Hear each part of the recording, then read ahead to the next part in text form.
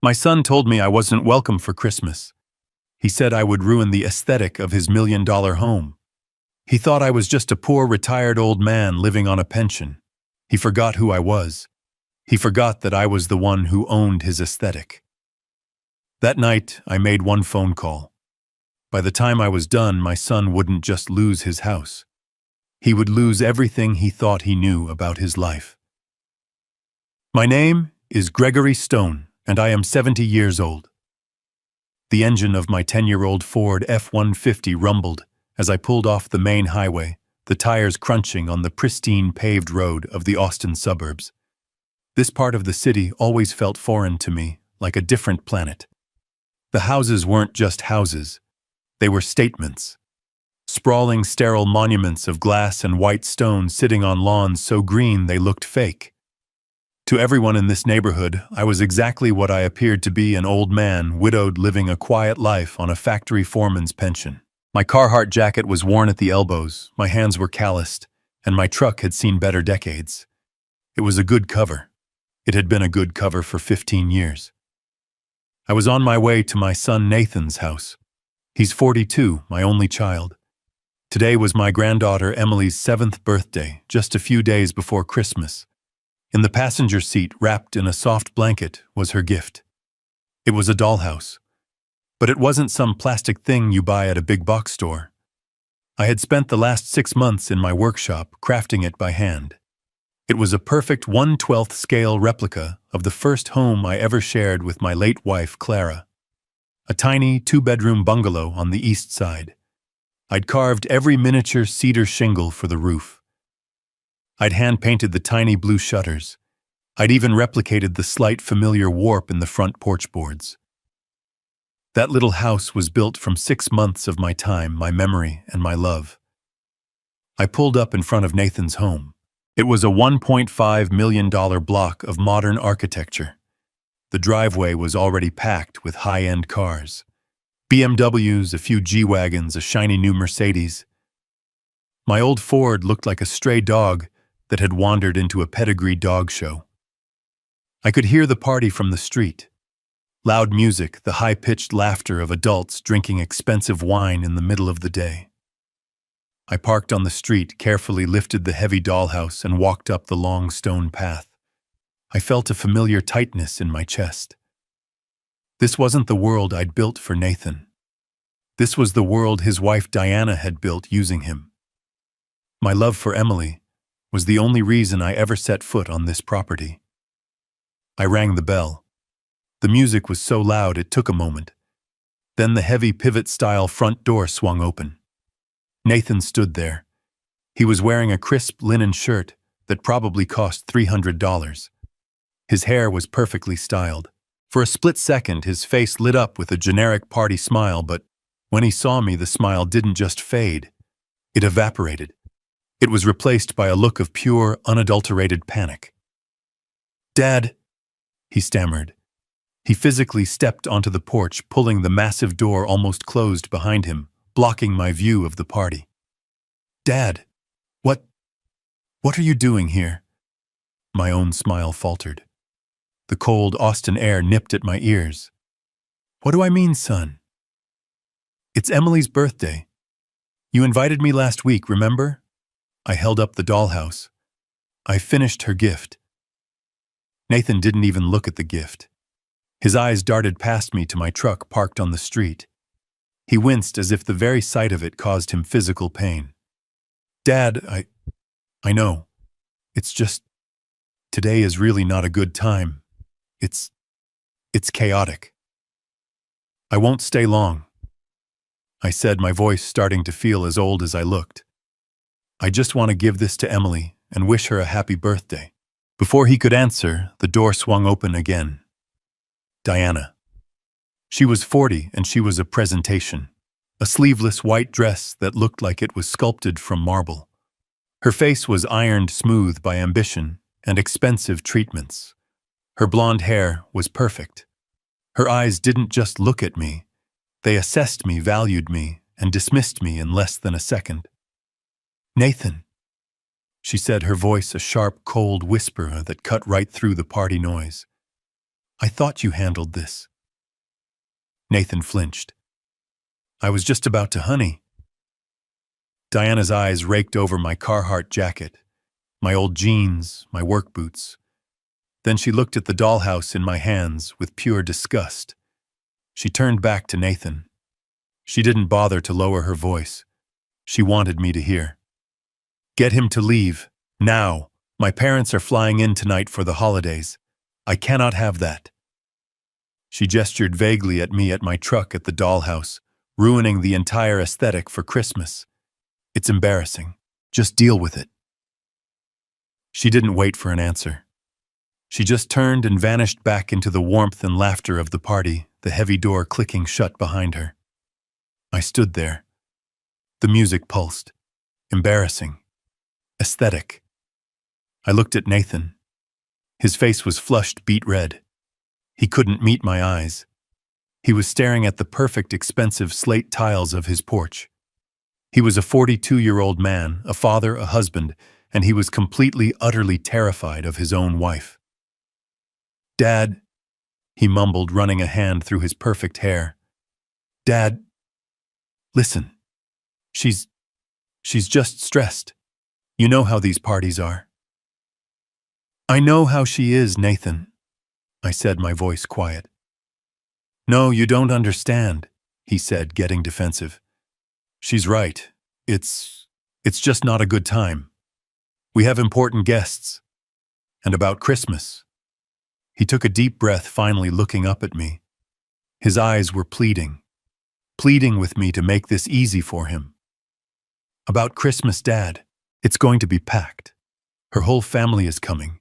It's a formal thing. And well, maybe it's best if you just don't come this year.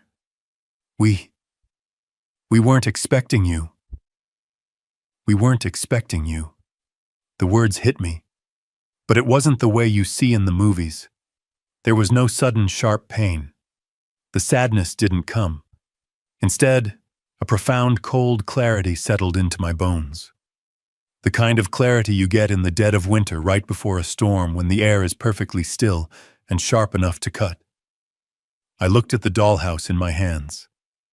6 months. 6 months of my time, my hands, my memory. 6 months of carving tiny window frames and sanding miniature floors, all for a little girl I loved.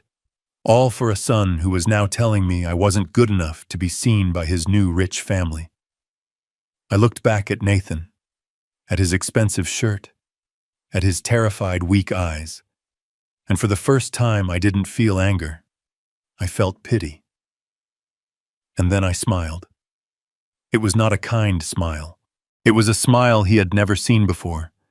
It was the smile of Gregory Stone, the man he never knew.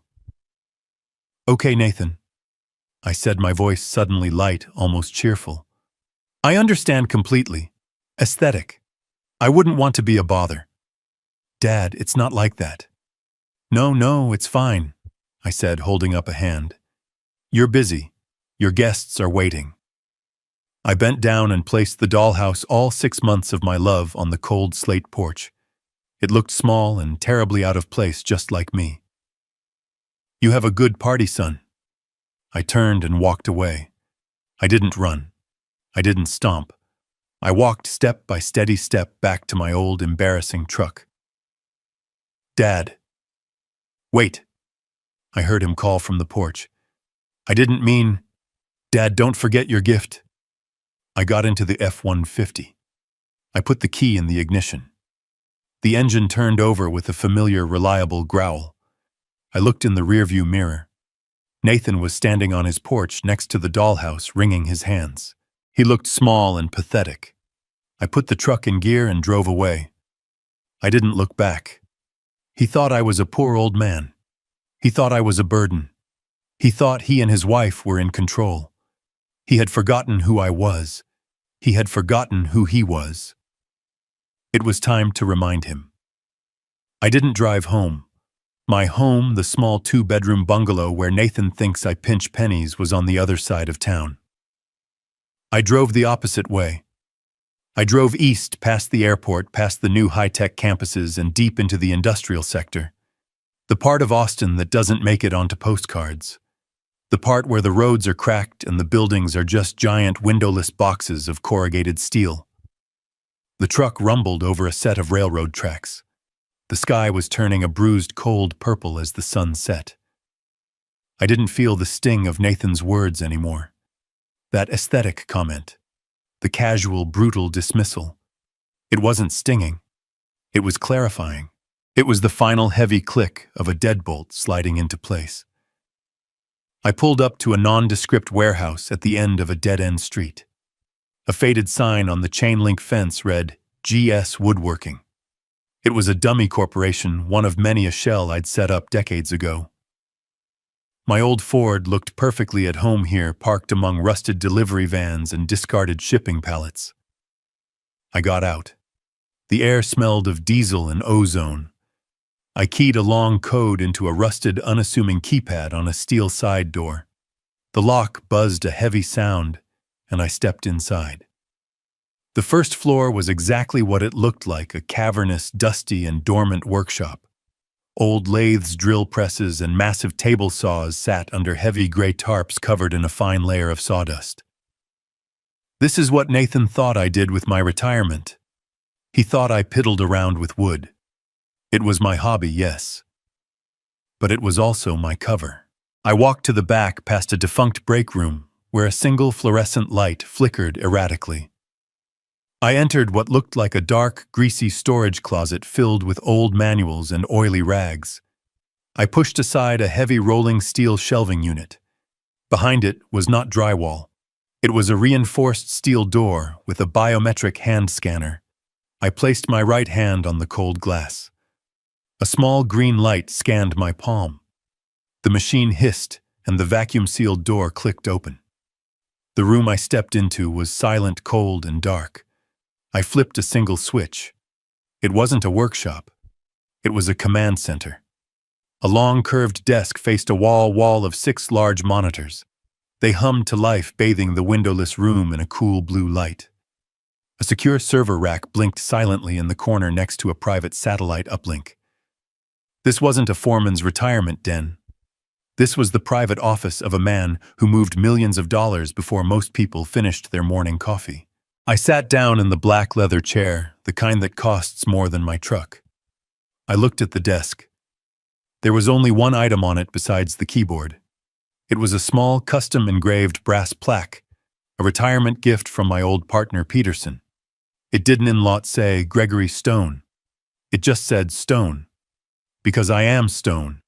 I am the Stone in Stone & Peterson Global Logistics, one of the largest privately held freight and logistics empires in the state of Texas. I didn't work at a factory. I owned the factory, and the 200 trucks that serviced it, and the 4 distribution centers they shipped from.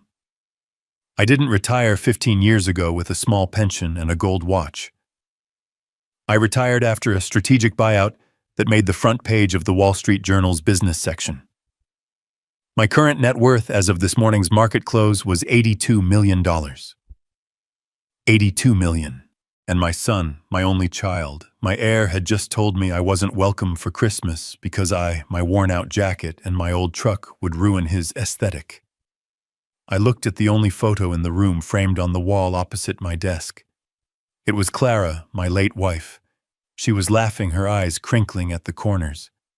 The photo was taken on the porch of that tiny bungalow, the very one I had just spent 6 months replicating in miniature. Clara. She was the reason for all of this. She grew up with nothing. I grew up with slightly more than nothing.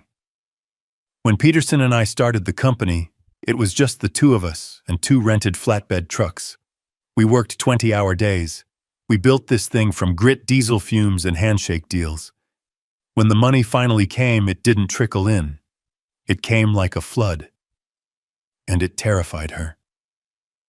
"Greg," she'd said to me, her hand on my arm, her voice always gentle but firm as steel. "This money, it's a tool. It is not a life. Don't let it spoil him. Don't let it make him weak." She had seen it happen to other families, friends of ours, who struck it rich. Their children grew up entitled, soft, useless. Children who inherited fortunes but had never learned the value of a single dollar earned through their own sweat. "Promise me, Greg," she said, her voice thin in that sterile hospital room just before the cancer took her. "Make him stand on his own 2 feet. Don't let this money be a curse. Let him build his own life." So I promised. After she passed, I sold the large house in Westlake Hills. I moved into the small, simple bungalow she and I had loved. I created the retired foreman persona. I gave Nathan a first-class education, a modest starter fund for his first house, and then I stepped back. I told him the inheritance was mostly gone, tied up in Clara's medical bills and some bad investments. I let him think I was just another retiree getting by, comfortable but not wealthy. I wanted him to build his own life. I wanted him to become a man. I wanted him to be proud of himself, not of his father's bank account. I looked at the blank monitors. I had been watching. I thought I was protecting him. But Clara and we were wrong. We were so naive. We thought that having money would corrupt him. It never ever occurred to us that the idea of money, the hunger for it, the deep abiding shame of not having it, would corrupt him just as badly. He didn't grow up strong and independent. He grew up bitter and resentful. He saw my simple life not as a philosophical choice, but as a personal failure. His failure. He married a woman, Diana, who was just as hungry, just as status-obsessed, just as ashamed of modest beginnings as he was. They weren't building a life. They were building a brand, an aesthetic. And I, the father he was ashamed of, the poor old man, was the single greatest obstacle to that aesthetic. The coldness I felt on that porch wasn't just the winter air.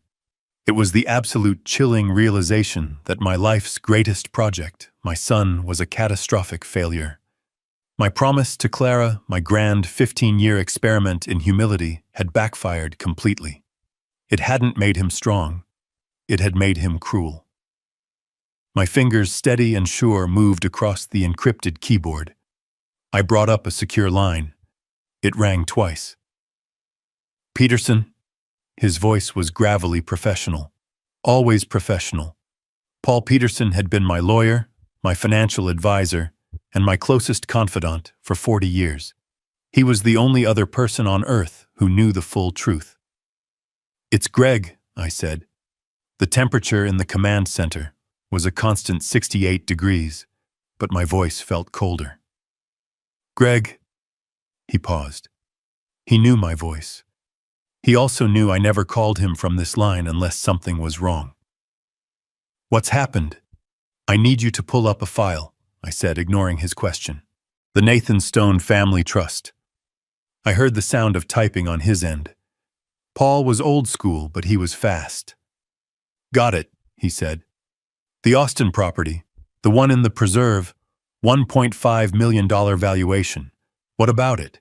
Refresh my memory, Paul. The arrangement. Exactly as it stands." "It's just as we structured it 10 years ago," he said. "You purchased the property outright through a shell LLC, Hill Country Holdings.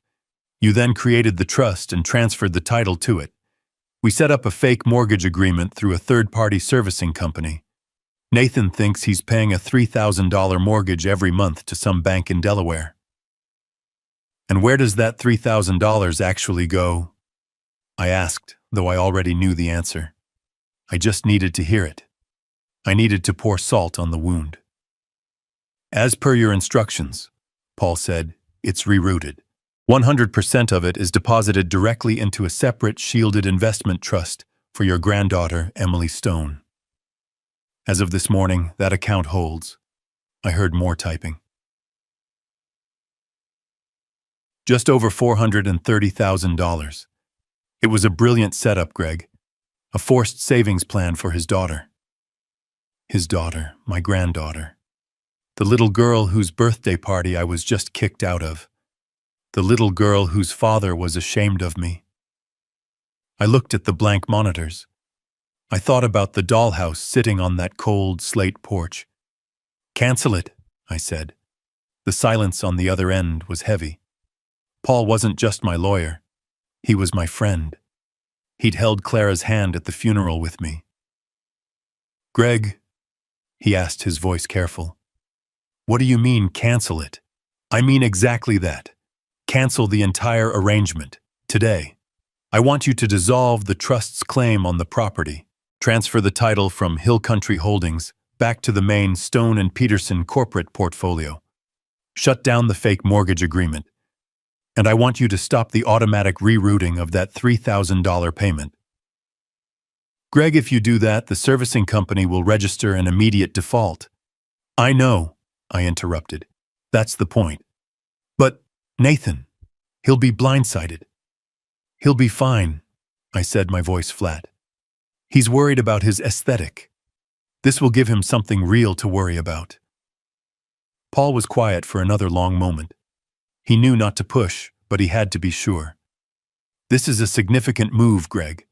Are you certain this isn't just you being angry? This is a permanent decision." I thought about Nathan's face, the panic, the shame, the weakness. I thought about Diana's cold, dismissive words, embarrassing, ruin the aesthetic. Was I angry? No. Anger is hot. What I felt was the cold, clean precision of an icicle. "It's a business decision, Paul," I said.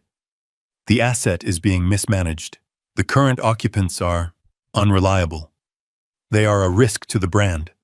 I'm reclaiming the asset." Paul sighed. He knew that tone. It was the stone talking now, not the grandfather. "All right, Greg," he said, his voice all business again. "I'll file the transfer paperwork immediately. It'll be done by end of day. What about the servicing company?" "Send them an official standard notice," I instructed. "Tell them Hill Country Holdings is reclaiming the property. I want a standard by-the-book 30-day foreclosure notice sent to the occupants. Certified mail, tomorrow morning." 30 days, Paul repeated. "That's aggressive, Greg, especially right before Christmas." "Is it?" I looked at the photo of Clara. They weren't expecting me for Christmas. Now they'll have something else to focus on. Send it. "It's done," he said. "Is there anything else?" "Yes," I said. "I want you to start digging. I want to know why they were so desperate for me to be gone. They're in trouble, Paul. I can smell it.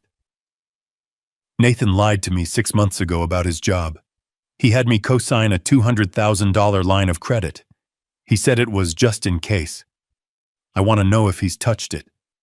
I want to know what he's hiding." "I'll get my investigators on it immediately," Paul said. "I'll have answers for you within 48 hours. "Good. Thank you, Paul." I hung up the phone. I didn't get up. I just sat there in the blue light of the monitors. The first move was made. The first thread was cut. Nathan and Diana were at this very moment still inside that $1.5 million house, laughing, drinking, celebrating their perfect, aesthetically pleasing life. They had no idea that the foundation they were standing on had just turned to dust. They thought they had 30 days. They didn't realize they had already lost everything. 2 days passed. The silence was profound. It was Christmas Eve. I spent the day in my garage workshop, the one attached to my small bungalow, the one that smelled of pine shavings, old oil, and the varnish Clara used to love. This was the life Nathan and Diana pictured for me, a lonely old man puttering around with scraps of wood, living in the past. They weren't entirely wrong. I was living in the past. I was sanding a small, simple wooden train, a late gift for a neighbor's grandson. My hands were steady. The chisel moved smoothly, carving the contours of the engine. This was my piece. This was what Clara and I had chosen. A quiet life. As I worked the sharp edge of my chisel scraping away the wood, I thought about them. I pictured their Christmas. The massive, perfect tree flown in from Oregon, dripping with white lights. The cold, minimalist table settings. The caterers in the kitchen. I wondered if Emily ever got the dollhouse, or was it stuffed in their garage, hidden away, deemed too folksy for Diana's aesthetic. I wondered if Diana's parents had arrived, and if Nathan was successfully playing the role of the successful son-in-law, his face aching from a forced smile. The certified mail receipt from Peterson confirmed the foreclosure notice had been delivered yesterday afternoon. Diana would have signed for it. They would have opened it. They would have read it. And yet for 2 days, nothing. The silence was almost disappointing. Maybe I thought they had a backup plan. Maybe they were wealthier than I knew. Maybe they didn't need the house. Maybe my one move, my single act of defiance, had meant nothing at all. I finished sanding the small train engine. The sun went down. 5 o'clock. 6 o'clock. I went inside. I opened a can of chili and heated it on the stove. I sat at my small kitchen table, the one Clara and I had bought from a second-hand store in 1978. The house was quiet. 7 o'clock. 8 o'clock. Christmas Eve. I should have felt lonely. I should have felt the sting of my son's rejection. I didn't. I felt calm. The deep, heavy calm of a man who has finally made a decision and is just waiting for the consequences to arrive. At exactly 9:07 p.m., the storm broke. My old flip phone, the simple, dumb phone I carried to maintain my cover, started to vibrate on the kitchen table. It didn't just vibrate. It buzzed with such a frantic energy that it skittered across the Formica countertop. I looked at the small, pixelated screen. Nathan. I stared at it. I let it ring. Once. Twice. 10 times. It stopped. Silence for 3 seconds. And it started again. Nathan. I let it go to voicemail. It stopped. 3 seconds. It rang again. Nathan. I let it go. It stopped. 3 seconds. It rang again. This time, Diana. Her name flashed on the tiny screen. I smiled. A small, tight smile. I let it go to voicemail. This continued without exaggeration for 20 minutes. It became a frantic, alternating rhythm of incoming calls. Nathan. Diana. Nathan. Diana. They weren't just calling. They were panicking. They were pinging me one after the other like two drowning people fighting over a single life preserver. Finally, the house fell silent again.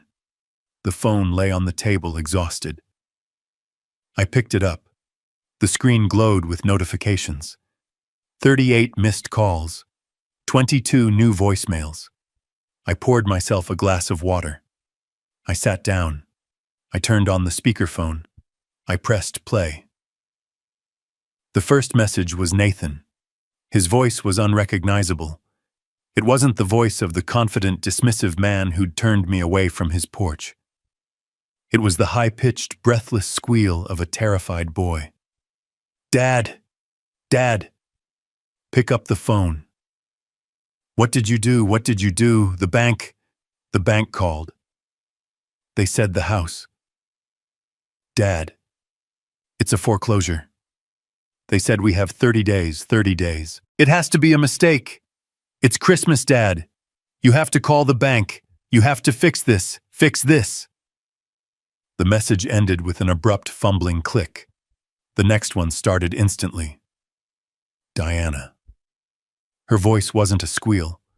It was a low, vicious snarl, the sound of a cornered animal. You did this. You senile old fool. You think this is funny. You think you can ruin us. We got the letter. Our lawyer said it's real. You canceled the payment. How dare you?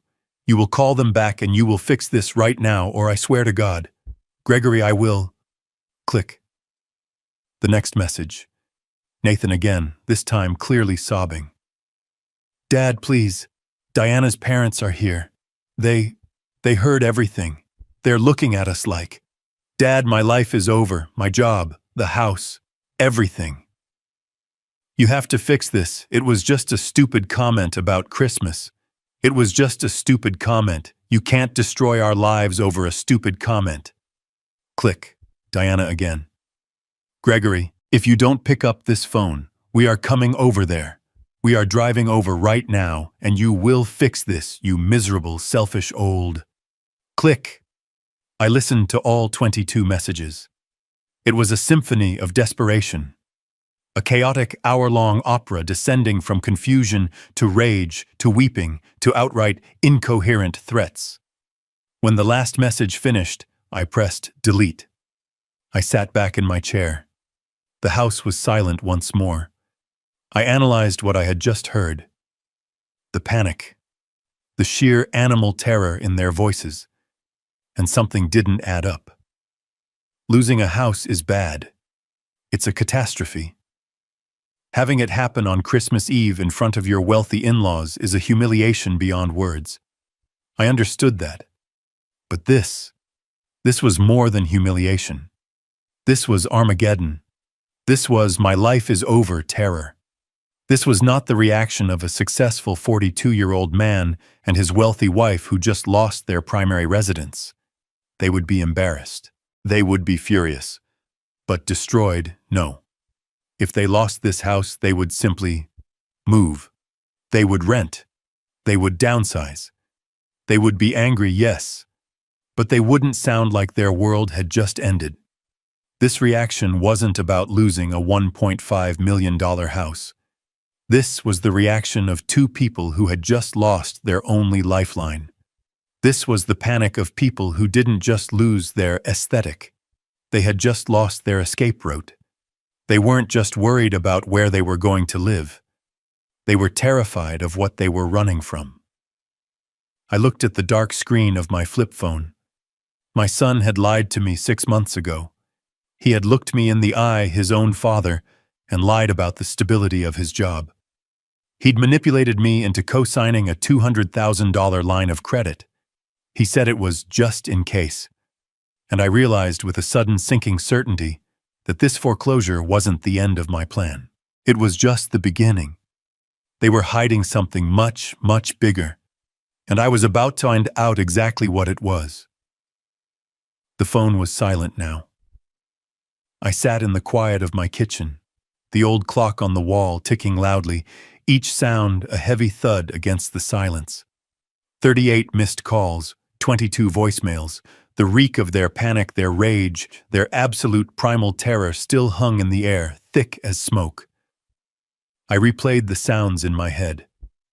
My life is over. You've destroyed us. We're ruined. I turned off the speakerphone. The house was quiet again. But my mind was not. I tried to line it up. I tried to make the math work. A man like Nathan with a wife like Diana lived on image. I understood that. Losing a $1.5 million home was a social catastrophe. Being exposed in front of her wealthy parents, the ones they were so desperate to impress, was a humiliation. But destroyed, ruined, no. It didn't add up. A man like Nathan doesn't just have one option. If they lost this house, the house I was paying for, they would simply move. Diana's family, the ones she was so worried about, would surely step in. They would rent another pristine, aesthetic-approved property. They would complain. They would blame me. But they wouldn't sound like their lives were over. The terror in their voices wasn't the sound of embarrassment. It was the sound of people whose only escape route had just been set on fire. It was the sound of Balmning who weren't just losing a house. They were losing their last chance. This wasn't about the foreclosure. The foreclosure was just the trigger. The panic was about something else. Something they were running from. And then I remembered. 6 months ago. The memory hit me with the force of a physical blow. It was a hot, humid July afternoon. Nathan had shown up at my bungalow unannounced. This was unusual. He rarely came to my poor side of town. He was wearing jeans and a simple polo shirt, not his usual tailored suits. He was playing a part even then. He sat at my kitchen table, the one Clara and I had refinished by hand. He kept running his hands through his hair. "Dad," he'd said, his eyes focused on a scratch in the old Formica tabletop. I'm in a tough spot." I waited. "Things at the firm are..." Not good, he'd said. The market's down. They're talking about layoffs. Big ones. I think I'm on the list. I remember feeling a small, sad twinge. Not surprise, just sadness. I'm sorry to hear that, son, I'd said. Yeah, well. He finally looked at me and his eyes were filled with a practiced, desperate sincerity. I wouldn't ask. You know I wouldn't. But Diana, she's terrified. If I get laid off, we won't be able to cover the mortgage, the car payments. We need a safety net. Just for a little while. Just until I find something new. What do you need, Nathan? Just a cosign, Dad. A line of credit. 200,000. It's just a safety net. I promise I won't even touch it unless it's a real emergency. The bank they just won't approve it for me alone right now with the rumors at the firm. But with your name on it, your good credit, my good credit, the good credit of a retired factory foreman. He had no idea what he was really asking for. He didn't know he was asking an $82 million corporation to back his safety net. I'd hesitated. I remembered Clara's voice. Don't let it make him weak. But then I looked at my son. He looked broken. I thought he was finally learning humility. I thought he was coming to his father for help. I couldn't let my granddaughter be on the street. All right, son, I'd said. I'll co-sign. But this is for emergencies only. You understand? Absolutely, Dad. Thank you, I promise. You won't even know it's there. Now sitting in my kitchen on Christmas Eve, the silence of the house felt like a tomb. You won't even know it's there. The panic in his voice on the voicemail. It wasn't just about the house. It was about the $200,000. I picked up my secure phone from the office in the basement. I hit the speed dial for Paul Peterson. He picked up on the first ring. He was always working. Paul, it's me again. Greg, I heard the fireworks, he said dryly. 38 missed calls. They sound distressed. Their panic is wrong, Paul. I said, my voice low. It's too much. It's not just the house, that they're hiding something else and something bigger. What do you need? 6 months ago, I co-signed a line of credit for Nathan. $200,000. He promised he wouldn't touch it. He said his job was on the line. I heard Peterson let out a long, slow sigh. The sound of a man who has seen this movie before. Greg, I want to know Paul. I want to know why they were so desperate for me to be gone. I want to know why they were planning to leave the country on Christmas Day, and I want to know how much is left in that line of credit. I want to know everything he's been doing for the last 6 months. Paul was silent for a beat. Greg, I can find out.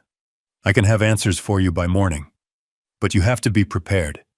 If he's been lying about the house, he's been lying about this too. Are you ready for what I might find? I looked at the old clock on the wall. Clara's clock. Ticking, ticking, ticking.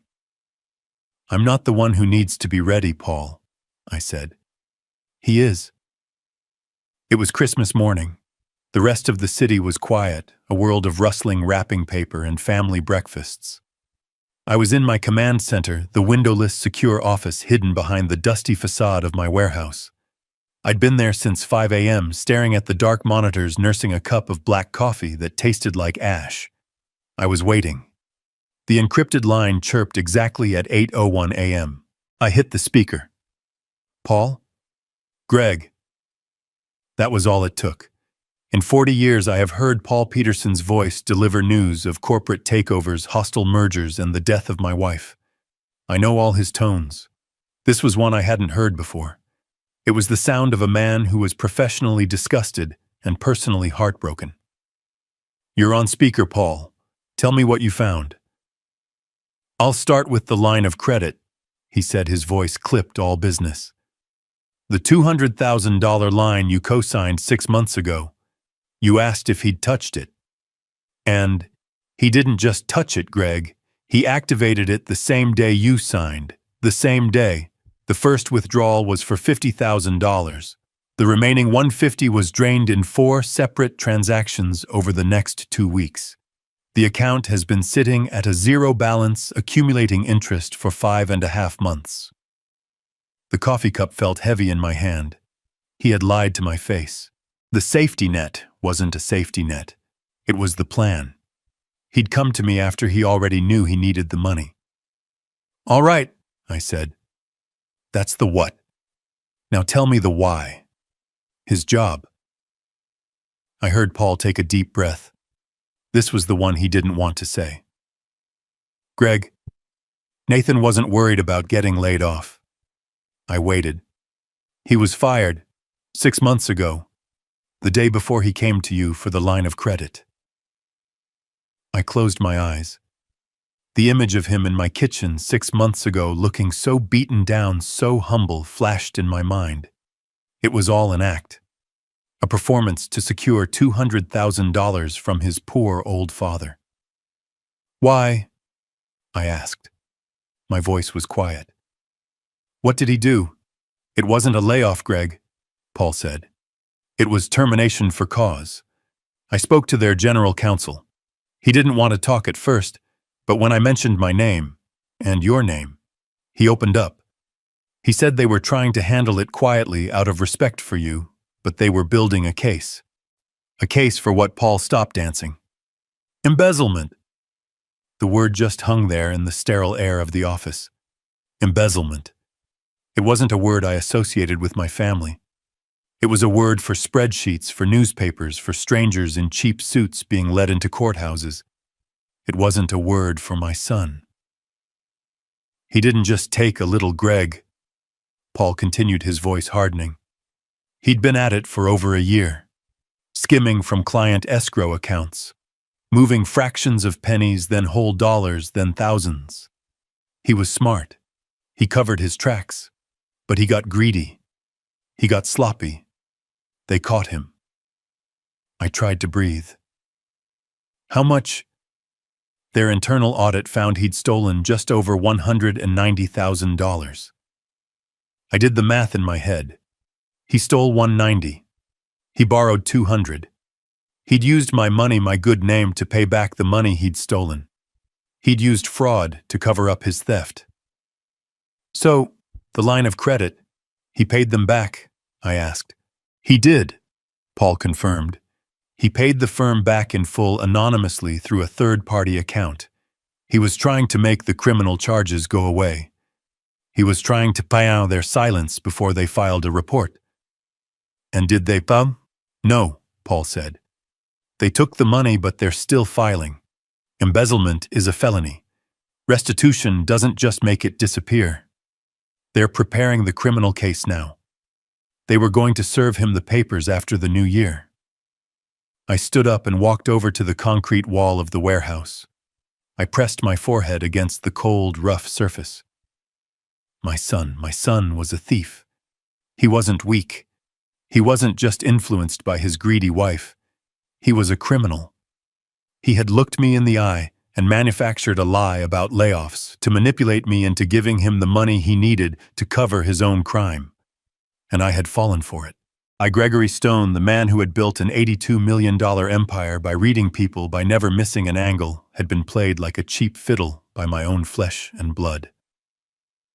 "Greg, you still there?" Paul asked. "I'm here." My voice was a rasp. "So, the foreclosure, their panic. It all makes sense now," Paul said, thinking out loud. Losing the house was bad. But losing the house when you have no job, when you're $200,000 in debt, and when criminal charges are about to drop, that's not just a setback. That's checkmate. Checkmate. "He had no income," I whispered, realizing the full scope of it. "He's had no income for 6 months. They've been living on that line of credit. My line of credit. And whatever was left of it, Greg. Which wasn't much." I thought of Diana, her obsession with aesthetic, her expensive clothes, The parties, the Mercedes.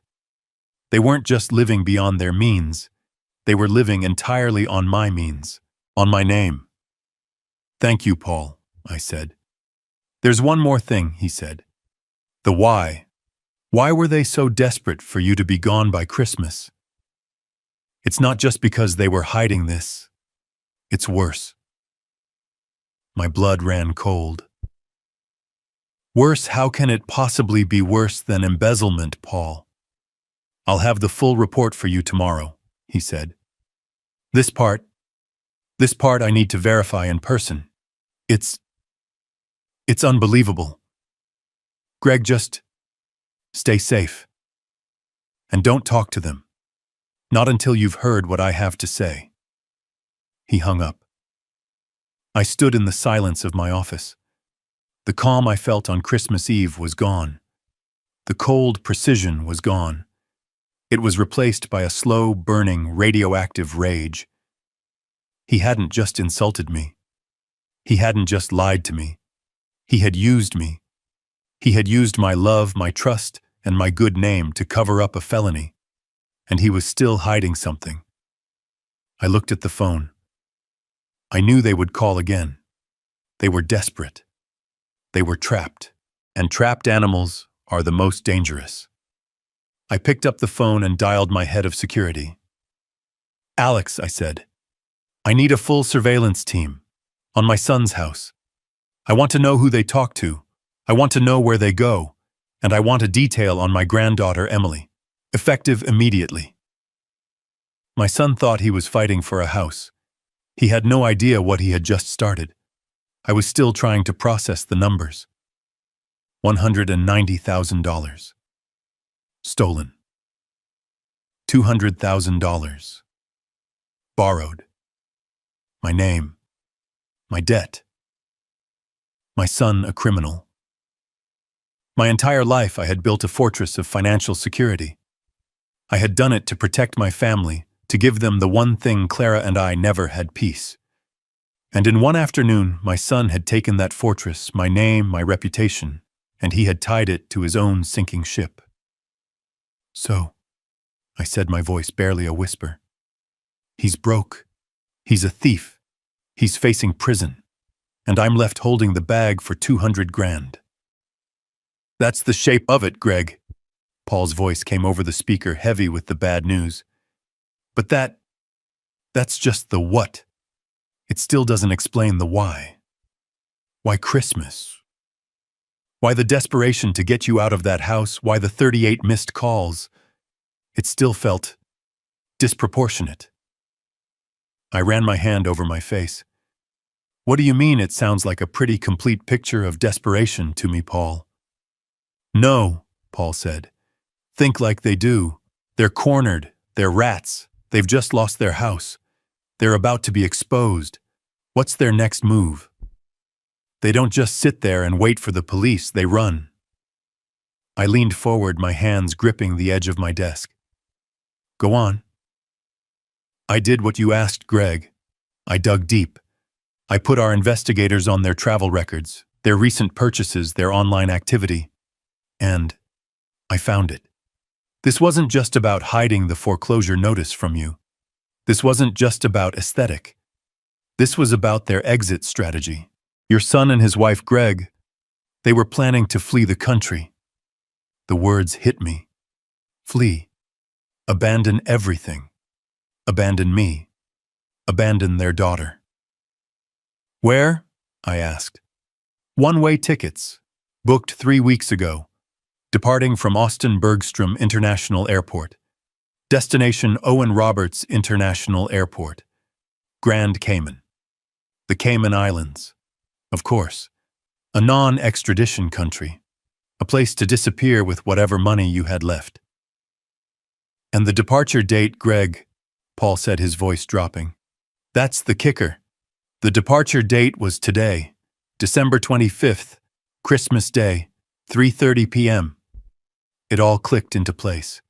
The cruelty, the urgency, the absolute need to have me, the poor old dad, out of the way. "They needed me gone," I said, the realization settling like ice in my stomach. They needed the house for Christmas, not for her parents. Her parents were never coming. They needed the house to look normal. They needed to keep up appearances right up until the last possible second. Exactly, Paul said. They needed to seem like the perfect happy family, right up until they packed their bags, drove to the airport, and vanished. By the time anyone realized they were gone, by the time you realized they were gone, they'd be on a beach, and you'd be left holding the bag. I thought of Diana's voice. I cannot have that ruining the entire aesthetic for Christmas. She wasn't worried about her parents. She was worried about her alibi. She was worried that my presence, my poverty, my questions would somehow unravel their plan before they could execute it. My foreclosure notice, my one single act of defiance, had been a stray bullet that had hit their escape plan right in the engine. They were going to leave me, I whispered. It wasn't a question. They were going to leave me with a $200,000 debt, a criminal investigation into my co-signed loan, and they were going to disappear.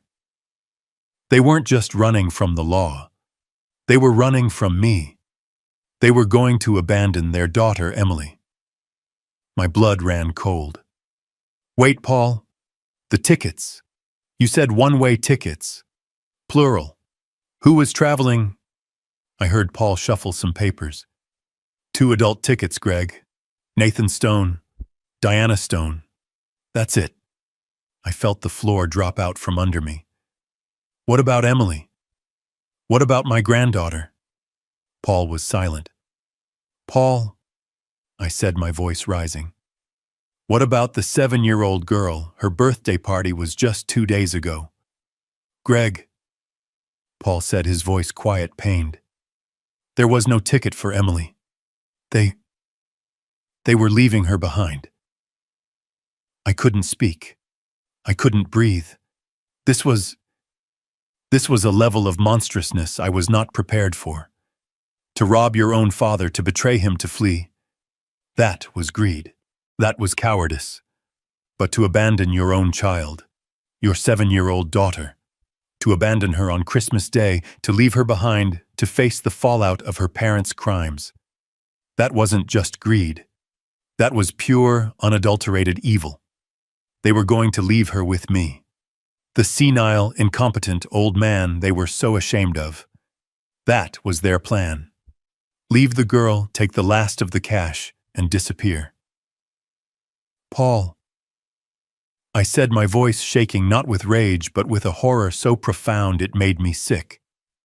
I know, Greg, he said softly. I know. But, Paul, this still doesn't add up. I said, my mind racing, trying to find some piece, any piece that didn't fit this horrible puzzle. Why? Why the panic? If they were planning to run, why did my foreclosure notice stop them? Why did that destroy them? Why not just run sooner? Because Greg, Paul said, and I heard the final terrible piece of the puzzle click into place. Because they needed to run with money. And their plan to get that money, it was much, much bigger than the $200,000 you already lost. I waited. This is the part I had to verify in person, Paul said. This is the part I didn't want to believe. Greg, the tickets to the Caymans were just step 1. Step 2 was the real plan. And it was scheduled for tomorrow, December 26th. What was scheduled for tomorrow, Paul? What did they do? They filed an emergency petition with the Travis County Family Court, Paul said. They weren't just running from the law, Greg. They were planning a full-scale robbery. Their plan, the real plan, was to have you legally declared mentally incompetent. What was scheduled for tomorrow, Paul? I asked. My voice was low. What did they do? Paul let out a long, heavy sigh. The kind of sound a man makes when he has to deliver a eulogy for someone who is still alive. Greg, he said, and his voice was pained. The Cayman tickets, the embezzlement, that was just them trying to stop the bleeding. The real plan, The one they've been working on for months. That was scheduled for December 26th. Tomorrow. He paused. They filed an emergency petition with the Travis County Family Court. My mind went blank. A petition, a hearing. What kind of hearing? Greg, he said, and I could hear him steeling himself. They filed a petition for an emergency guardianship hearing. They were going to have you declared legally mentally incompetent. The words didn't make sense. Incompetent. Me. I felt a strange hollow laugh bubble in my chest. It died before it reached my lips. They. What? On what grounds? On the grounds. Paul said, his voice now dripping with professional contempt, that you are suffering from senile dementia, that you are a danger to yourself and your finances, that you are no longer capable of making rational decisions. I stared at the concrete wall. My son Nathan, the boy I had taught to read, the boy whose fevers I had nursed, the boy I had protected. He was trying to have me declared insane. But the evidence, I stammered. There is no evidence. I'm perfectly fine. I just spoke to my doctor last month. You don't need real evidence for an emergency petition, Greg. You just need testimony. And they had it. We pulled the file. They had sworn notarized affidavits from 3 of Diana's friends. Friends who our investigator confirmed all received consulting fees from Diana last week. All 3 of them swearing they'd seen your rapid mental decline. I felt sick.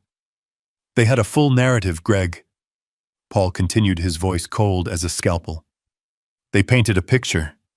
They told the court you're an old man living in abject poverty and self-neglect. They claimed you were refusing care, that you were unstable. They even twisted your hobby. My woodworking. They called it a compulsive obsession with childlike objects. They called your dollhouse a clear sign of a regression to childhood. They were going to use the very gift you made for your granddaughter as proof that you had lost your mind. I thought of the dollhouse sitting on that porch. I thought of the 6 months of love I'd poured into it.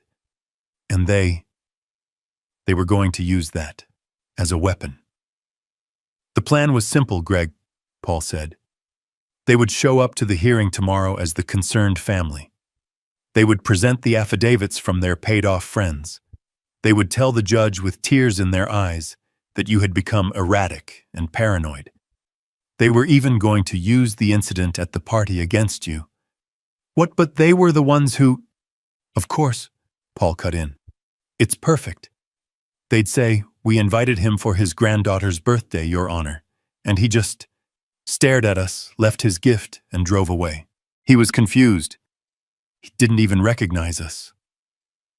They manufactured the evidence, Greg. They poked the bear, and then they planned to go to court complaining that the bear had growled. My son had done this. And then what? I whispered. What was the end game? The end game. Paul's voice was sharp. The end game was to get the judge who would only have their side of the story to grant them emergency temporary guardianship. They would have you committed, placed in a secure facility, a nursing home, while they sorted out your affairs. And once they had that guardianship, once they had power of attorney, they would have full legal access to everything. He let that sink in. They weren't just planning to run Greg. They were planning to liquidate you, to sell your house, your truck, your tools, everything they thought you had. They would have paid their $200,000 debt, paid off the embezzlement, and then used the rest of your life savings to fund their new life in the Caymans. They were going to leave you to rot in a nursing home legally erased, while they drank cocktails on a beach, living off the money you earned. I looked at the picture of Clara, her laughing, honest eyes. Don't let it make him weak. I hadn't made him weak. I had made him this monster, this coward. This wasn't just a betrayal. This wasn't just theft. This was This was a level of cold, calculated patricidal greed that I had never in my 70 years known was possible. They weren't just planning to abandon their daughter. They were planning to abandon me, to bury me alive after stealing my name, my money, and my mind. The rage that had been a cold, clean icicle. It was still cold. But it wasn't an icicle anymore. It was a glacier. A vast, silent, unstoppable force. "Greg, are you there?" Paul asked. I was there. Oh, I was more there than I had been in 15 years. They think I'm poor, I said, my voice barely a whisper. They think they're doing all this for a small house and a foreman's savings. Yes, Paul said. They have no idea, Greg. They're trying to rob a corner store not knowing it's the front for the entire Federal Reserve. They're not just trying to rob me, Paul, I said. They're trying to erase me. I stood up. I looked at the 6 monitors, dark and waiting. Mom, please. We can still fix it. Benjamin begged, his voice cracking with a desperation that was almost pathetic. We're family, aren't we? A family doesn't betray, I replied, my voice echoing slightly in the real estate office. A family doesn't steal. A family doesn't plan the mental destruction of one of its members. What you are, I said, looking at him, at his wife, at his daughter, is not a family. It's a criminal organization that shares a last name. We gave you 45 years of our lives, Eleanor shrieked. You didn't give me 45 years. I shot back, my voice like steel. I gave you 45 years of my life. I gave up everything for you. And you were just waiting for me to die, to inherit the pittance you thought I had. We need that money, Mom, Benjamin finally roared, his true face showing. We have debts problems. And that's why you decided to drive me crazy, I said. That's why you decided to steal from me. That's why you decided to destroy the last years of my life. It wasn't personal, he spat. Those 3 words. It wasn't personal. 45 years of love. 45 years of sacrifice. 45 years of raising a boy I hadn't sired, but had loved as my own. And it wasn't personal. You're right, Benjamin, I said, my voice dropping to a whisper that cut through the entire room. It wasn't personal for you. And from now on, it won't be personal for me either. I turned to my lawyer. Dr. Montgomery, I believe we're finished here. I hung up the phone. The war had been officially declared, and I had all the weapons. I hung up the phone. The speaker clicked off, plunging the command center back into its usual humming silence. The monitors glowed, showing financial data streams and market reports that meant nothing to me in that moment. I just sat there. I didn't move. I didn't pace the concrete floor. I didn't pound my fist on the cold steel desk. I didn't swear. I just sat. I stared at the rough gray concrete wall opposite me.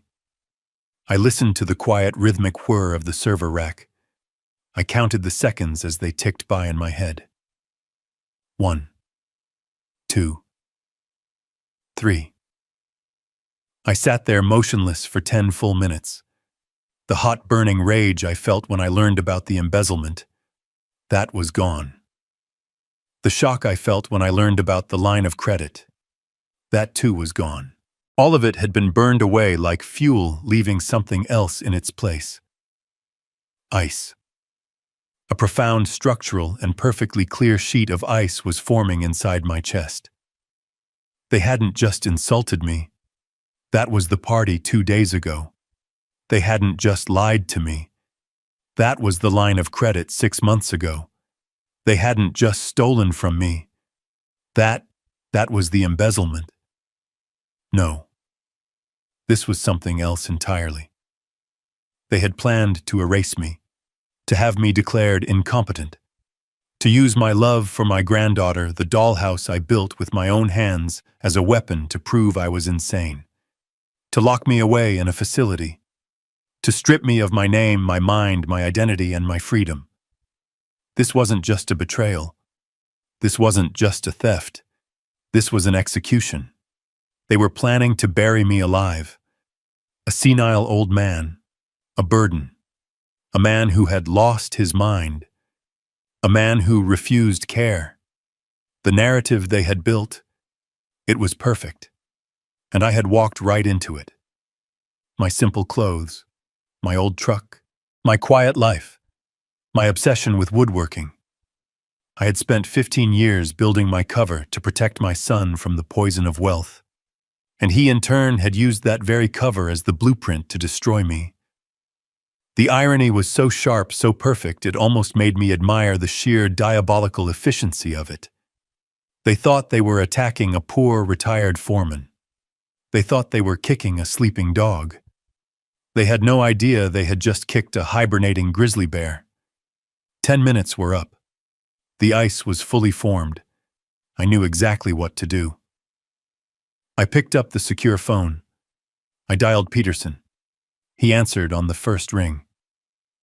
"Greg, are you all right?" His voice was filled with genuine human concern. "I'm fine, Paul," I said. My own voice surprised me. It was calm. It was steady.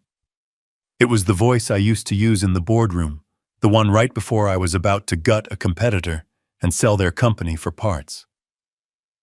"Paul, I have new instructions. I need you to listen very carefully." "Anything, Greg. What's the play?"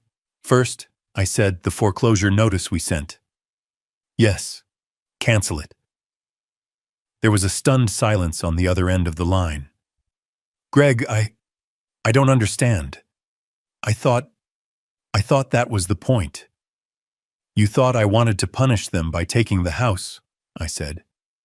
"That was an emotional move. This is a strategic one.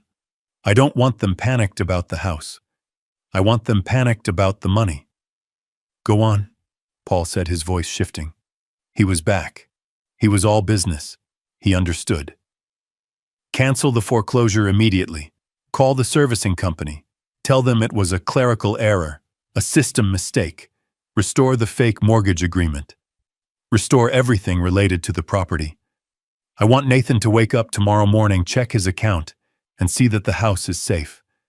I want them to feel a wave of relief. I want them to think they're safe." You're giving them the house back." "I'm letting them think they still have the house," I corrected. "I'm leaving the cheese in the trap. They're cornered rats, Paul. If we take away their hole, they'll just scatter. I want them to stay right where they are, thinking they've outsmarted the confused old man." "All right," Paul said. I could almost hear him smiling. "Clerical error. The foreclosure is gone. What's next?" "Next," I said, "we cut off their oxygen. The $200,000 line of credit. The one I co-signed. The one you're now liable for. That's the one. I want you to freeze it, not cancel it. Freeze it. Effective immediately. Call the bank. Use my authority as the primary guarantor. Tell them you suspect fraudulent activity on the account, which is the God's honest truth, and that you are locking it down pending a full investigation. I want it frozen so tight, not a single dollar can be moved in or out." "Oh, that's beautiful, Greg," Paul said. "They'll wake up thinking the house is safe, but the cash they were living on, the cash they were going to use to run to the Caymans, is gone." "Exactly. They'll be trapped. They'll be in that house with no job, no money, and a criminal indictment hanging over their heads. They'll panic, and they'll make a mistake." "And when they do," Paul asked. "When they do," I said, "we'll be there. That's the last thing. Tomorrow, 10 a.m. I want you at my bungalow, the small one, the foreman's house, and I want you to bring 2 men with you, not lawyers, not accountants. I want the 2 best private detectives on your payroll, the ones who look like they mean business." "You're planning a confrontation." "I'm planning an intervention," I replied. "They're desperate. They're out of cash. Their escape plan is ruined. Their only remaining move is the competency hearing. They have to come to me. They have to either beg me for money, or they have to accelerate their plan to have me committed. I looked at the photo of Clara, her laughing smile. Either way, I finished. I'll be ready for them. Tomorrow, Paul, we end this. We end this for Clara. We'll be there at 10, Greg, and be careful. Don't worry about me, I said, hanging up the phone. They're the ones who need to be careful now. I didn't have to wait long. It was the day after Christmas, 10 o'clock in the morning. I was in the small kitchen of my bungalow reading the newspaper, a simple cup of black coffee steaming on the formica table. The house was silent. I was waiting. I heard the car before I saw it. It came down my quiet residential street too fast. A squeal of brakes, a sound entirely out of place in my sleepy neighborhood. Then a car door slammed, followed immediately by another. Heavy, frantic footsteps on my porch. Then the banging. Not a polite knock. Not an angry pound. It was a desperate, panicked, rhythmic slamming, like someone trying to break the door down. I folded my newspaper, took a slow sip of my coffee, and stood up. I walked to the door. I looked through the peephole. It was Nathan. His face was pale, glistening with sweat despite the cold. His eyes were wide, darting back and forth. Diana was right behind him, her perfect hair a mess. She was clutching her phone in a white-knuckled grip. I unlocked the deadbolt and opened the door. Before I could say a word, Nathan pushed past me, stumbling into my small living room. Dad? Thank God. Thank God you're here. He grabbed my shoulders, his grip painfully tight. He was shaking. Dad, I don't know what's happening. The bank, the line of credit, it's frozen. They froze the account. We're ruined. We have nothing. You have to call them. You have to tell them it's okay. You have to help me. His voice was high-pitched, cracking. This was not the man who had told me I'd ruin his aesthetic. This was a cornered animal. Diana rushed in behind him, but she had already chosen a different strategy. Her face was streaked with tears. They were real tears, but they weren't tears of sadness. They were tears of pure, unadulterated rage and terror. She was a terrible actress. Greg, she sobbed, rushing toward me. She never called me Dad. Greg, please, we are so sorry. We're monsters. We know. What we said about Christmas. We were stressed. We were horrible. We were wrong. She actually tried to grab my hand. I let her. Her skin was clammy. But you can't do this to us, she wept, her voice climbing. They froze everything. We went to the bank this morning. The line of credit. It's locked. We have nothing, Greg. We can't pay for anything. We will lose everything you have to help us. I looked at her, then I looked at my son, who was pacing my small living room like a caged wolf. Everything? I asked. My voice was quiet, curious. Everything, Nathan shouted. The house, the foreclosure notice, we thought we could use the line of credit to find a new place to tide us over. But it's gone. They said it's frozen for fraud investigation. What did you tell them, Dad? What did you do? I saw it then. The final piece of their desperate puzzle. They had lost the house. My foreclosure notice had been a clerical error. They had felt a moment of intense relief. And then in the middle of their celebration, in the middle of their escape plan, they had reached for the $200,000 I had guaranteed. And they'd found an empty frozen account. They hadn't just lost their shelter. They had lost their jet fuel. They were stranded, trapped. No job, no house, no escape. And the legal consequences for Nathan's embezzlement were still barreling toward them. I didn't tell them anything, I said calmly. I just told them to freeze the account. But why? Diana shrieked. After everything, we said we were sorry. Why would you do this to your own family? I looked at her, this woman who had planned to have me committed. I looked at my son, the thief, and I did what they expected the poor senile old man to do. I looked confused. I let my shoulders slump. I let a look of befuddlement cross my face. I don't understand, I said, my voice shaky. I I thought you were spending too much. I just wanted to put a pause on it. Just until we could talk. I didn't know it would freeze fraud. Why would they say fraud? I let them see the dementia they wanted to see. Nathan and Diana exchanged a quick, frantic look. It was a look of pure, agonizing frustration. They couldn't yell at a confused old man. It wouldn't work. Nathan visibly tried to calm himself down. He took a deep, shuddering breath. "Okay," he said, forcing his voice to be gentle the way you speak to a child or an invalid. "Okay, Dad. It's okay. It was just a mistake. A big mistake. But you can fix it. You just have to call the bank. Right now. You're the co-signer. You have to tell them it's all a misunderstanding, that there's no fraud. You have to tell them to unfreeze the account. Right now." "Yes, Greg," Diana chimed in, her voice dripping with fake, desperate sweetness. "Please, just one phone call. That's all we need.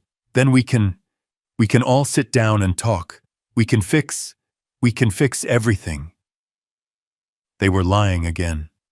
They didn't want to fix anything. They just needed the money.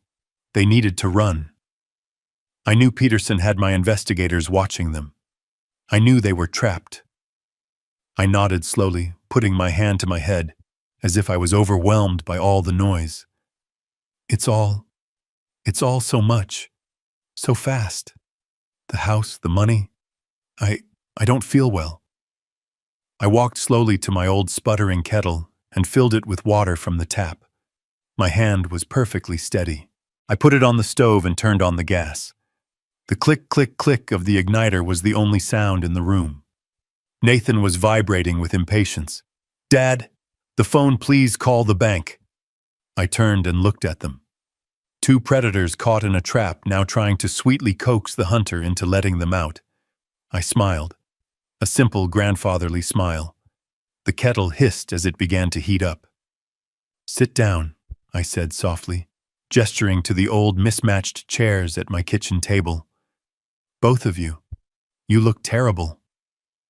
They stared at me, confused by the invitation. "I'll make us some tea," I said, "and you can tell me all about losing everything." They stared at me. I had invited them in to talk. I had offered them tea.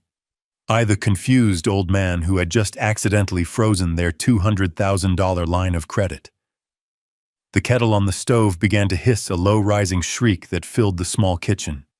Nathan couldn't stand the silence. He was vibrating his leg, bouncing so hard it shook the cheap Formica table. Diana was worse. Her eyes, red-rimmed from her fake crying jag on the porch, were darting around my simple living room, looking at my old furniture, my worn-out rug, as if she was mentally calculating what she could sell first. "Dad!" Nathan finally burst out, unable to wait for the tea. You have to call them. You have to call the bank now. I can't. We can't. It's all a misunderstanding." "Misunderstanding?" I asked. I turned slowly from the stove, holding two chipped mugs. "It sounded pretty clear, son. Fraud investigation. That's a strong word for a misunderstanding." Diana immediately launched into her performance. The tears welled up instantly, a practiced, perfect display of victimhood. "Greg," she said, her voice catching. "He didn't want to tell you. He was too ashamed. He didn't want you to worry." I placed the mugs on the table. I sat down. The old wooden chair creaked under my weight. "Ashamed of what, Diana? He made a mistake," she sobbed, reaching across the table to put her hand on Nathan's, a gesture of a supportive, loving wife. "A terrible mistake. But it wasn't his fault, the company. They've been awful to him." I looked at Nathan. He had his head in his hands, his shoulders shaking. He was playing his part too, the broken son. "Tell him, honey," Diana urged, rubbing his back. "Tell him. He's your father. He'll understand." Nathan looked up at me. His eyes were desperate. "Dad, they accused me of losing money. A client's account. It wasn't my fault, I swear. The market it tanked. But they're blaming me. They said I had to pay it back or they'd press charges, that they'd ruin my career." I just stared at him. The lies. They were so easy, so smooth. "So I panicked," he said, his voice dropping to a whisper.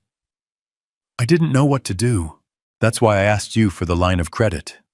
I thought I could use it to pay them back and then pay you back slowly before you ever knew. I was just trying to fix it, Dad. I was trying to protect my family. I was trying to protect you from the shame." He was good. I had to give him that. He had twisted the narrative. He wasn't a criminal. He was a victim. He hadn't stolen the money. He'd lost it. He hadn't committed fraud against me. He'd done it to protect me. It was a masterpiece of manipulation. "So the 200,000, I said, "it was to pay back this lost money." "Yes," he said, nodding vigorously. 190,000, and the other 10. It was just to live on, Dad. Until I found a new job. I am looking. I swear." "We're ruined, Greg," Diana chimed in, the tears flowing freely now. "We paid them, but now we have nothing left. We've been living on credit cards for weeks. And now you froze the account. It's the only thing we had. And now we're going to lose the house too. We're going to be on the street. All because of a stupid comment about Christmas." She buried her face in her hands. "We said we were sorry. We're begging you, please. Greg, just call the bank. Tell them it was a mistake. Tell them there's no fraud. Please. We're your family." The kettle shrieked a piercing, painful scream that filled the entire house. I stood up slowly, turned off the gas, and poured the boiling water into the 2 mugs. The room was silent except for Diana's performative sobbing. I placed 1 mug in front of Nathan, 1 in front of Diana. I sat back down. They looked at the tea, confused. "I see," I said. "So you lost $190,000, and then you borrowed $200,000 from me to pay it back. And you've been lying about your job for 6 months. And you were planning to fly to the Cayman Islands on Christmas Day. All because you panicked." Their heads snapped up, both of them. The sobbing stopped instantly. Diana's face 1 second ago, a mask of tragic despair, was now frozen in absolute ice-cold shock. Nathan's mouth opened, but no sound came out. He was pale as a ghost. "How?" he whispered.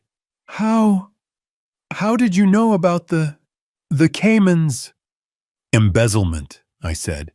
It was just 1 word, but it landed in the center of the kitchen table like a grenade.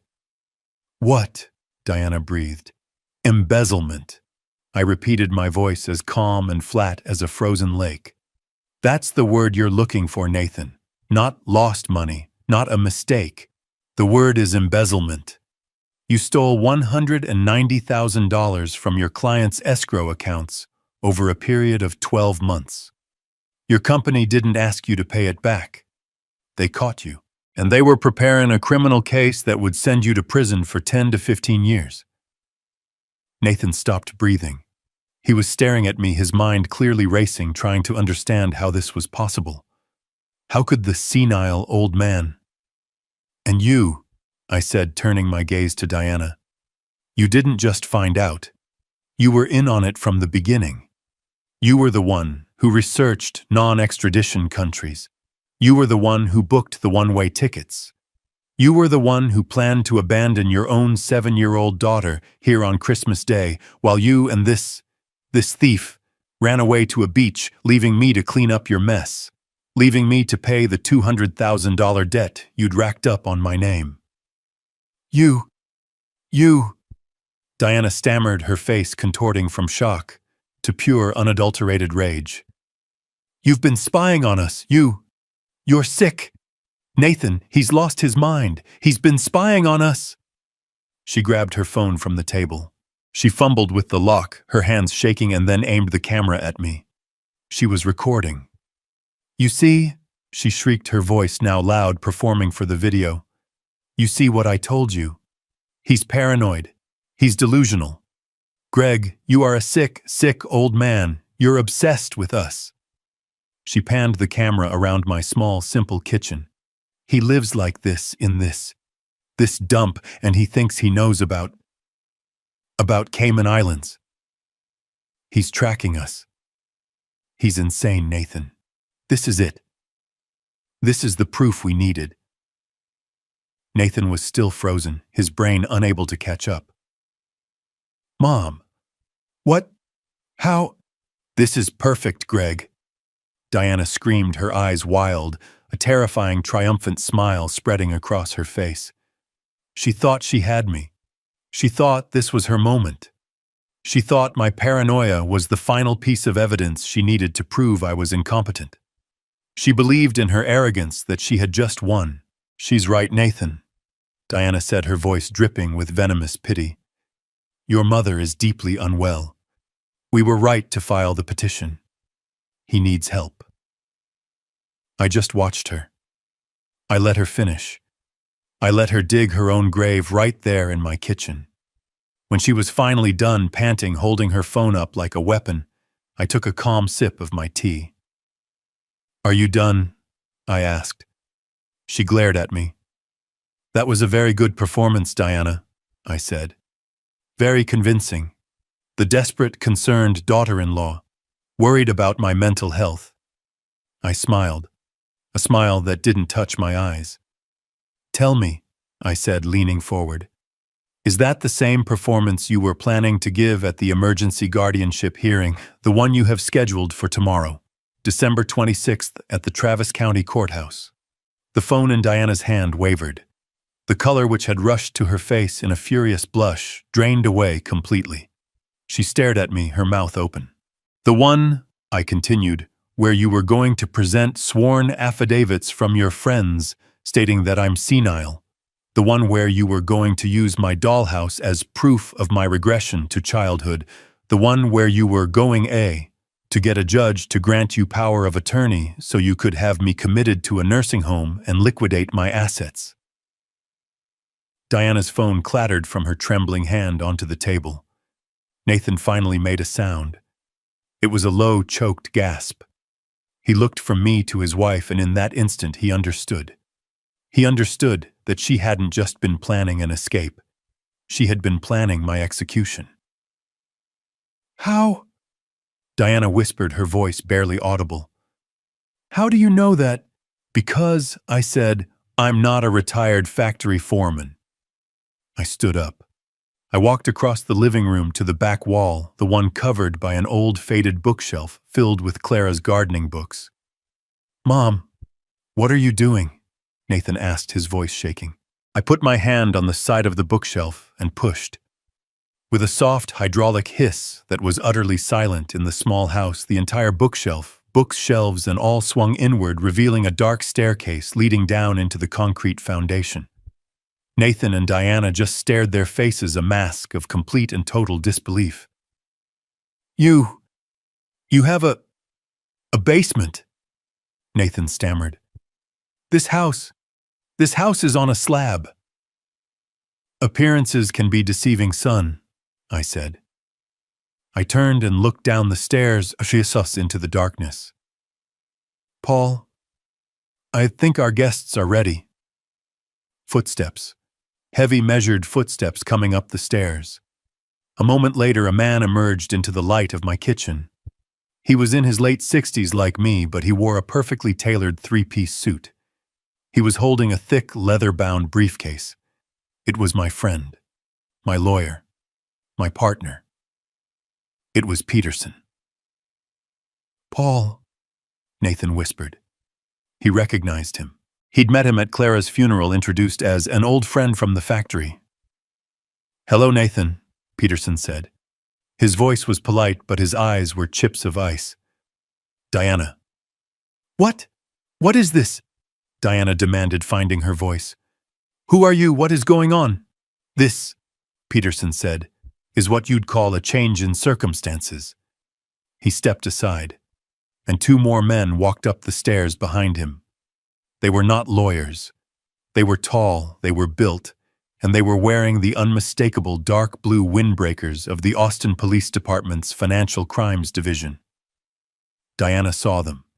She let out a small, strangled scream. Nathan shot to his feet, knocking his chair over. He looked at the door. He looked at the windows. He looked at the detectives. He was trapped. "Nathan Stone. Diana Stone," the first detective said, his voice filling the small, quiet room. "You are both under arrest for conspiracy to commit elder fraud, perjury, and felony theft." "No," Diana shrieked, lunging for the door. "You can't! We're the victims. He's the one who's crazy. He's the one who's... Her voice died as the second detective calmly stepped in front of her, blocking her path. "Ma'am, I'm going to need you to put your hands behind your back." As the detectives began the methodical process of cuffing my son and his wife, Nathan just stood there limp, his eyes locked on mine. He didn't resist. He just stared, his face a hollow mask of defeat. "Mom," he whispered. I don't understand. Your house, who are you?" Peterson stepped forward, opening his briefcase on my kitchen table. He clicked it open. "Your mother, Nathan," Paul said, his voice cold and clear, "is Gregory Stone of Stone and Peterson Global Logistics. Her current net worth is $82 million. Diana stopped fighting. She just froze. "The house you were living in," Paul continued, "was purchased for you in cash by your father 10 years ago. The mortgage you were paying was a legal fiction he created to deposit money into your daughter's trust fund. The $200,000 line of credit you defaulted on was guaranteed personally by him. The petition for guardianship you filed was dismissed by a judge this morning in light of overwhelming evidence to the contrary." Peterson reached into his briefcase and pulled out a small digital audio recorder. "And finally," he said, "we have this." He pressed play, and the kitchen filled with Diana's voice, cold, calculating, clear as a bell. "Just get him into the nursing home. Once we have guardianship, we have total control. He'll be so doped up he won't even remember his own name. We sell everything. We pay off the debts. And we are gone. He's just a confused old man. Who's going to believe him?" The recording clicked off. The detectives who had paused during the recording took Nathan and Diana by the arms. You! Diana sputtered, looking at me, that her face a mask of pure, concentrated hatred. "You! Bastard!" "Get them out of my house," I said to the detectives. And they did. I watched them walk my son, my only child, out of my kitchen in handcuffs. He never looked back, not once. The detectives led them out of my house in handcuffs. I watched through the small kitchen window as they were put into the back of separate patrol cars. Diana was screaming, her voice shrill and ugly, still shouting about her rights, about her parents, about how this was all a mistake. Nathan was silent. He just looked at his feet. As the car door closed, he looked up just for a second, and his eyes met mine through the window. There was no remorse in his gaze, no sadness, just a cold, empty hatred. The look of a man who wasn't sorry for what he did, only sorry he got caught. When the sirens faded, my house was quiet again. But it was a different kind of quiet. It was the heavy, sterile silence of a hospital room after a long, complicated surgery. An amputation had taken place. The diseased parts had been cut away. Peterson was still at my kitchen table packing his briefcase. He looked at me, his face grim. "It's done, Greg," he said. "What happens now?" I asked. "Now," he said, "it gets loud." He was right. By the next morning, it was everywhere. The story was too good for the media to resist. It was the lead story on every local news channel in Austin, and it was getting picked up nationally. The headlines were brutal. "The Phantom Foreman, Austin Millionaire's Secret Life Exposed." "Son's Plot to Commit Father Steal Millions Unraveled." "The Aesthetic Deception, How a Greedy Couple's Lies Led to Their Arrest." My quiet, simple life was over. My phone, the flip phone, and my secure line both rang off the hook. I unplugged them all. Alex, my head of security, posted a team at my gate to keep the news vans away. The legal process was swift. Facing $82 million, a team of lawyers from Stone and Peterson, and the full weight of the FBI's evidence on the document forgery, Nathan and Diana didn't stand a chance. Their entire defense crumbled, but their marriage crumbled first. I heard it from Peterson. The moment they were in separate interrogation rooms, Diana sang like a canary. She turned on Nathan with a speed and viciousness that was almost impressive. It was all him, every bit of it. She painted herself as a terrified, manipulated wife, a victim of a charismatic, gambling-addicted criminal. She claimed the embezzlement was his secret, that the $200,000 loan was his scheme, that the plan to have me committed was his desperate, evil idea. She claimed she only went along with it because she was afraid of him. She lied, of course. She lied beautifully. She lied to save herself, and it worked. She took a plea deal. She testified against her own husband. I was in the courtroom for the sentencing. I had to be. Diana was first. She wore a simple, modest gray dress. Her hair was pulled back. No makeup. She looked like a mouse. She cried on the stand as she read her apology to the court and to me. She said she was blinded by a toxic love and was seeking therapy for her codependency. The judge, seeing her full cooperation and her obvious remorse, gave her 5 years of probation, 2,000 hours of community service, and a permanent legally binding restraining order. She was never to come within 500 feet of me or my granddaughter Emily ever again. She walked out of the courtroom that day a free woman. She didn't look at me. Then it was Nathan's turn. He stood before the judge no longer in his expensive suits, but in an ill-fitting one provided by his public defender. He had nothing left. His own wife had been the star witness against him. The judge read the charges: felony embezzlement from his former firm, conspiracy to commit elder fraud, perjury for the falsified court documents. The sentences were stacked one on top of the other. 10 years, Mr. Stone, the judge said, his voice echoing in the quiet room. 10 years in a state penitentiary. I watched my son, my only son. He stood there, shoulders slumped. He didn't cry. He didn't rage. He just looked empty. The ambitious, arrogant man who had planned to steal his father's life was gone. All that was left was a hollow shell.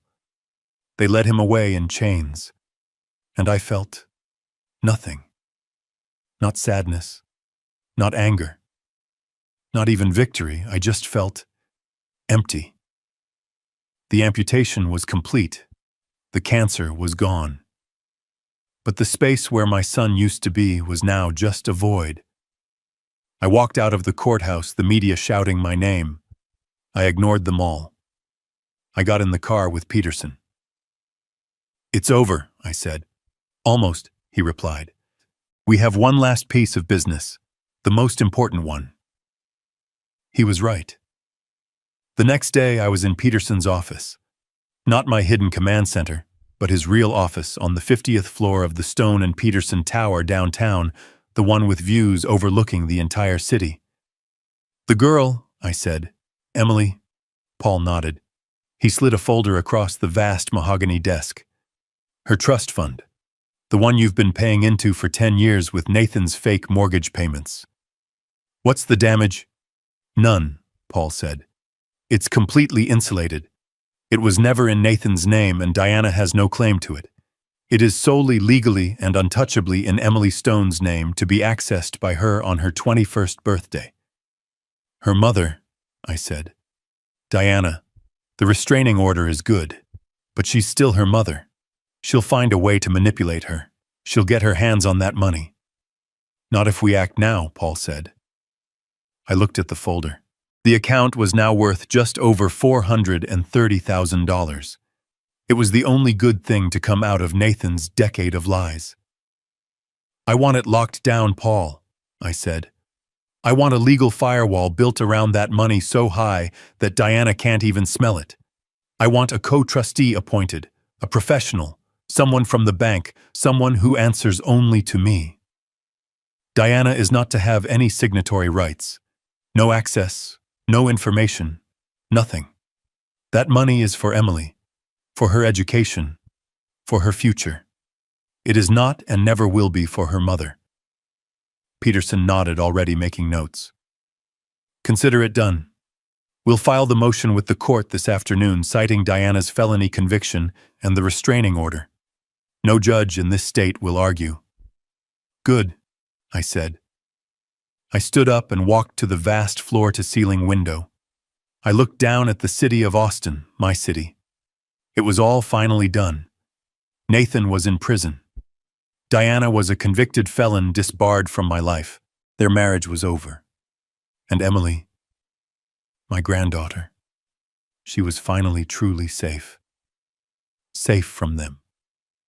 And safe from their greed. The cost had been my entire family, but the price for my granddaughter's future, I knew in that moment I would pay it all over again. A week later, the news vans were gone. The reporters had moved on to the next scandal. My bungalow was quiet again. I was sitting in my real office, the command center, not the small kitchen. Peterson sat across from me. We weren't drinking cheap coffee. We were drinking a 25-year-old scotch. The bottle had been collecting dust saved for a special occasion. I decided this qualified. The monitors on the wall were no longer dark. They were lit up, showing the sprawling complex web of my assets. The 82 million. The logistics company, the real estate holdings, the stock portfolio. It looked obscene. It felt heavy. I swirled the amber liquid in my glass. Clara was right, I said. My voice was quiet, just a rumble in the silent, air-conditioned room. Paul looked up, his glass untouched. About what, Greg? About this. I gestured at the screens, at the numbers. She said this money would be a curse if we weren't careful. She always said it. Don't let it spoil him, Greg. Don't let it make him weak. I took a sip. The scotch burned. I tried to protect him from it, I said. I built this whole lie, this persona, the retired foreman, the simple life. I thought I was protecting him from the curse, and instead, I just created a different kind of monster. I didn't make him weak. I made him hungry. I made him ashamed. I stared into my glass. I created a void, Paul, and his wife Diana, she just filled it with greed. I created a man so desperate for the aesthetic of wealth, so ashamed of his poor old father, that he was willing to erase me for it. You didn't do this, Greg, Paul said, his voice firm. You made a decision based on love. He made his choices based on greed. That's not on you. Isn't it? I looked up at him. I hid the truth from him for his entire adult life. I treated him like a child I couldn't trust. And then I was surprised when he acted like one. I sighed a long, heavy breath. It's over. He's in prison. She's wherever she is. And I'm still sitting here in a concrete bunker staring at numbers on a screen.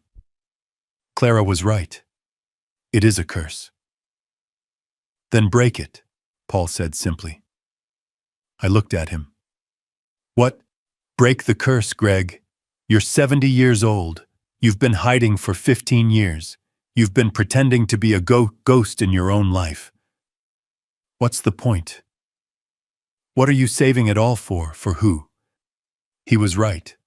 The secrecy, the hiding, the simple bungalow, the old truck.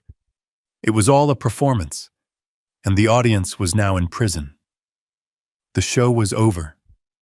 A new feeling settled over me. Not anger, not sadness. Just exhaustion. I'm tired of hiding, Paul, I said. I turned to the monitors, all those numbers, all that power, all of it just sitting there dormant. I'm done, I said. I'm done pretending. I stood up. Sell it. Paul blinked. Sell what, Greg? The company. No, not the company. Sell the assets, the secondary properties, the shadow holdings. I want you to start liquidating a significant portion of the portfolio. I want 10 million in liquid cash, as soon as possible. Paul stood up. Greg, that's a massive move. What are you planning to do with it? I looked at the photo of Clara, the one I'd brought from my bungalow, and placed on the steel desk, her laughing eyes. I'm going to start using it, I said. Like she would have wanted. Like we should have years ago. I turned back to Paul. I want you to set up a foundation. A new one. Call it the Clara Stone Foundation. And I want its mission to be simple. For kids. For kids like Emily. Kids who are trapped. Kids whose parents fail them. We're not going to hide this money anymore, Paul, I said. We're going to put it to work. We're going to do some good with it. Let's break this damn curse for good. 1 year. 365 days had passed since I had last seen my son, since I had watched him be led out of my kitchen in handcuffs. It was Christmas again. But this Christmas, I was not in the small, cramped bungalow. I was not hiding. I was home. I was in the house I had just finished building, a perfect life-sized replica of the dollhouse I had built for Emily, the house Clara and I had first lived in. But this time it wasn't a young couple's starter home. It was a fortress of memory built on a beautiful, quiet piece of land deep in the hill country with the best materials my $82 million could buy. I was in my new workshop, a vast, clean space that smelled of fresh-cut pine and coffee.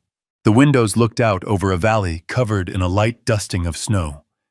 The Clara Stone Foundation was fully operational. Peterson handled the day-to-day, but I approved every grant. We had funded 3 new shelters for abused children and a legal aid fund for the elderly fighting guardianship fraud. My money was no longer a secret. It was a tool. It was finally working. I was finishing a small wooden bird, sanding the wings smooth. It was for Emily. I still made her gifts. I didn't know if she would ever get them. The restraining order was ironclad against Diana. And since Emily was only 8, Diana's custody meant my granddaughter was by default kept from me. I hadn't seen her in 365 days. The doorbell chimed. I froze. My hands stopped moving. I wasn't expecting anyone. Peterson was in Aspen with his family. My security head, Alex, was stationed at the main gate a mile down the road. He would have called if it was a threat. This was just a visitor. I walked through the new house, my boots echoing on the wide plank oak floors. I went to the heavy front door and looked through the peephole. My heart stopped. It was them. Emily. She was 8 now. She looked taller, thinner. Her hair was longer. She was wearing a simple pink coat that looked a size too small, and her hands were stuffed into her pockets. and behind her, standing just off the porch, was Diana. My hand tightened on the doorknob. The ice. The old, cold, surgical ice. I felt it begin to creep back into my veins. Then I looked again. This was not the Diana I remembered. This was not the woman in the designer dress who had sneered at my aesthetic. The perfect icy blonde hair was gone. It was replaced by a mousy dishwater brown pulled back in a simple frayed ponytail. The $1,000 coat was gone, replaced by a thin black parka, the kind you buy from a discount rack. And underneath it, I recognized the uniform. A black polo shirt and a matching black apron stained with what looked like coffee. I could just make out the faded logo of a 24-hour highway diner. She wasn't a brand anymore. She wasn't an aesthetic. She was a waitress. She had been working. She had been humbled. She had been paying in a way that prison never could. She saw me looking at her through the glass. She flinched. She physically flinched and took a half step back, pulling her cheap parka tighter as if to hide the diner's logo. She was ashamed. For the first time since I had met her, the emotion on her face was not arrogance. It was not anger. It was not manipulation. It was genuine, unfiltered shame. I opened the door. The cold air rushed in. Emily looked up at me, her eyes wide. "Grandpa?" Her voice was small, tentative. Diana immediately put her hands on Emily's shoulders, staying back, not daring to step onto the porch. "Honey, I told you we can't just... He's busy." "I wanted to see him," Emily insisted, her voice desperate. She pulled away from her mother and took a step toward me. Diana wouldn't look at me. She was staring at the intricate woodworking of my porch railing at the welcome mat. Her face was gaunt. She was tired. The fire, the venom, the arrogance, it was all gone. "Diana," I said. My voice was just gravel. I hadn't spoken her name in a year. She jumped, startled. She finally forced her eyes to meet mine. I saw fear. But it was a different kind of fear now. It wasn't the fear of being caught. It was the fear of a person who has no power left. "Mr. Stone," she said, formal, quiet. I'm sorry. We shouldn't have come. The restraining order. I'm on the public road. I'm 500 feet away. I'm not violating it. I'm just... She pushed Emily forward slightly, a small, helpless gesture.